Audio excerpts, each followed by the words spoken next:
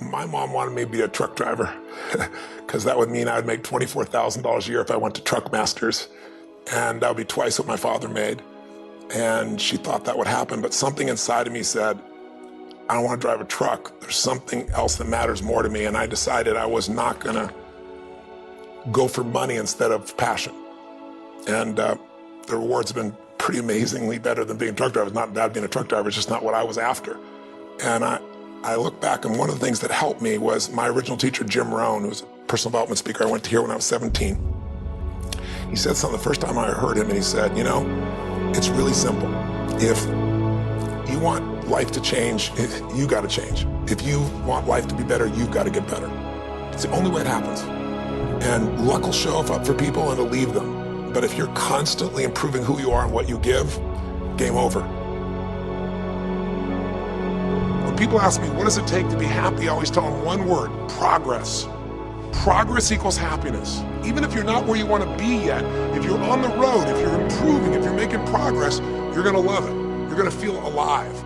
On the other hand, it doesn't matter how successful you are, if you stop growing, you start dying inside. I've always had this belief: if you want to be successful at anything in life, never leave the sight of setting a goal without doing something that commits you to fulfillment. If you get, like, you're in state, right, when you do something. While you're in state, that's the time to commit yourself to something that makes you follow through. So I'd call somebody up, I'd schedule something, I'd lock in the next meeting, I'd sign up for the class, I'd enroll the guy who was gonna mentor me, I'd set the meeting with a mastermind of people I met. I did something so that whatever I committed to, there was something when I went home that would pull me there. It's structure. This could be the greatest time you ever live if you control what you focus on, if you find a more empowering meaning, and if you decide to model the actions of those who succeeded before you. It can be the best financial time, the best emotional time, the best spiritual time of your life, but you better take control of your state. And if you think you're gonna do it just by today, you're wrong. You're gonna need to get yourself some rituals. Right now, every one of you in this room is controlled by your rituals. I don't just mean this one, I mean every morning you get up. I know your body, I can look at your body right now, and I can guess your rituals. Some of you, your rituals to work out 5 times a week, I can see it clearly. 4 to 6 times a week, it's obvious. Because you couldn't look like that if you didn't do that. Some form of workout, I don't care if it's walking, lifting, whatever. Some of you, it's obvious that lifting weights is part of it. You can see by that man's muscles. I know what his rituals are, because your life comes from your rituals. And if you don't develop the ritual, you're kidding yourself. How many agree with me on this? Raise your hand and say, I. And there are rituals that put you in state, and there are rituals that take you out of state. But if you've got what you know, that focus, the target, and you got the toolbox, and you're still not getting what you want, it's because you got inner conflicts. That's the third pillar. You've got to resolve your inner conflicts. Because that, as I tried to explain to you, 80% of success in anything is your psychology, and 20% is the mechanics. So those inner conflicts are when you take 2 steps forward, you pull 3 steps back. Right? When you say, boy, I'm totally committed to this, but you don't follow through. This is my expertise, the why guy part. Why? Why do you keep saying you want this? You have crystal clarity, you have the tools, and you're still not getting it? There's a conflict in you. Align your life with what is most important to you. And then once you are in a position where you're aligned, guess what you'll do? Take action. You won't have to work at it. When everything's in alignment, there's nothing pulling you away, boom, you go for it. Progress comes when you tell yourself the truth and you're able to feel the uncertainty and take action anyway. The thing that stops us all is fear. It's no surprise. Fear of failure, fear of rejection, fear of the unknown, fear of not looking good. And that fear we could translate into the simple thing of uncertainty. Now, when you look at someone who's incredibly successful, you look at someone who's truly a leader in their life or in their field, the one thing they have in common is they exude this sense of certainty. Now, where's that come from? Is it inborn? Are they lucky? Are things just going their way? No, great leaders know how to step in the uncertainty and bring the certainty to the situation.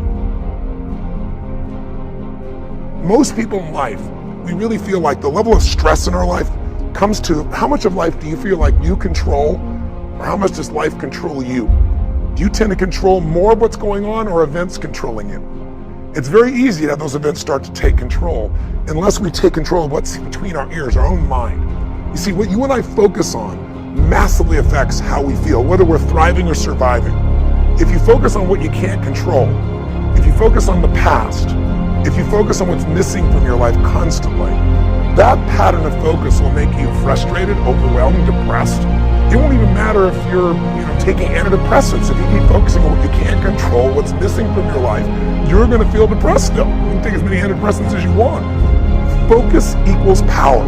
If you want to thrive, you got to focus on what you can control. You got to focus on the difference you can make. You got to focus on what's already in your life that you're grateful for. So you got to find a story that's going to empower you to act.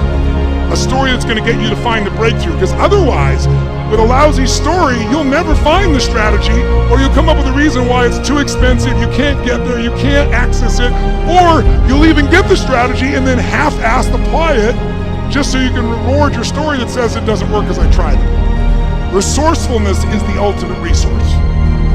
And if you don't have what you want, stop telling yourself the story because you don't have the money, you don't have the time.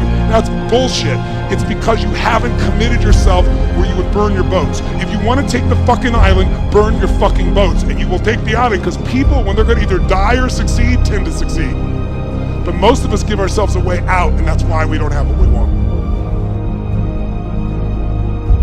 I was thinking about where this journey began for me, my desire to serve. Every day before I get on stage, I do this thing to whip myself into a peak state, and then my last words are, "Use me, Lord." That's my prayer. And every day my goal is to be a blessing in people's lives. Just do more, give more, share more, create more. What you need will be there. It's like air. You don't stop to think about when you take a breath whether it'll be there or not. It's always going to be there. Yeah. You just got to do your part.